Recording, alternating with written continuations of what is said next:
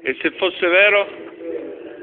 Immaginate la stizza dipinta sul volto di Lodovico Ariosto quando si sentì apostrofare dal cardinale Ippolito d'Este che aveva letto il suo Orlando Furioso. Ma messer Lodovico, dove avete trovato tutte ste corbellerie? Cosa mai avrebbe potuto obiettare Ludovico Ariosto, che purtroppo ancora non aveva sentito parlare dell'inconscio, se oltre agli insediamenti dell'illustre letterato Pietro Bembo avesse potuto avvalersi di una qualche lezione di Freud o di Jung?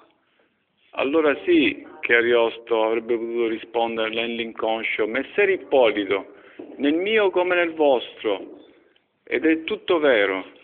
Perché appunto questa è l'affinità elettiva che lega l'inconscio all'arte. Tutto può essere vero come nulla lo è. E per sempre questa affinità è ciò che potrebbe legare la psicanalisi e la fantascienza. Entrambe giocano con la verità, adornando anche ciò che ha dell'incredibile con un manto di credibilità. L'ultima Medusa, Aldo Carotenuto.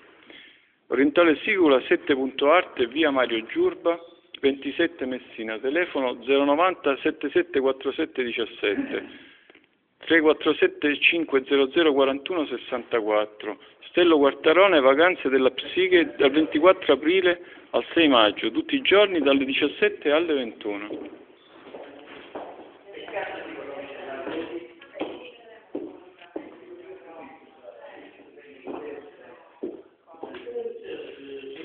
La storia dei paladini di Francia, come ormai sappiamo da molti anni, è un falso storico clamoroso. Infatti la battaglia famosa di Roncisvalle, cioè il vallo di Roncis, non fu fra i Mori e i francesi, ma fu fra la retroguardia dell'esercito di Carlo Magno e il popolo basco, che aveva attaccato la retroguardia dell'esercito dell'imperatore, che voleva impadronirsi della Spagna con la scusa di liberarla dagli arabi.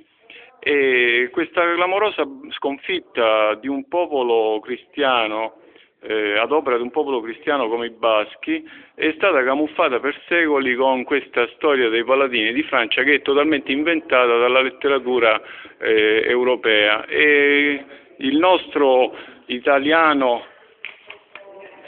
Lodovico Ariosto col suo Orlando Furioso non ha fatto altro che continuare questo falso storico al servizio del Papa, perché lui era un prefetto, diciamo un questore del Papa, e si inventò questa storia dei paladini di Francia continuando a raccontare bugie su questa famosa battaglia che ha dato vita al teatro anche dei Pupi in Sicilia, basato su questa storia di Orlando Furioso.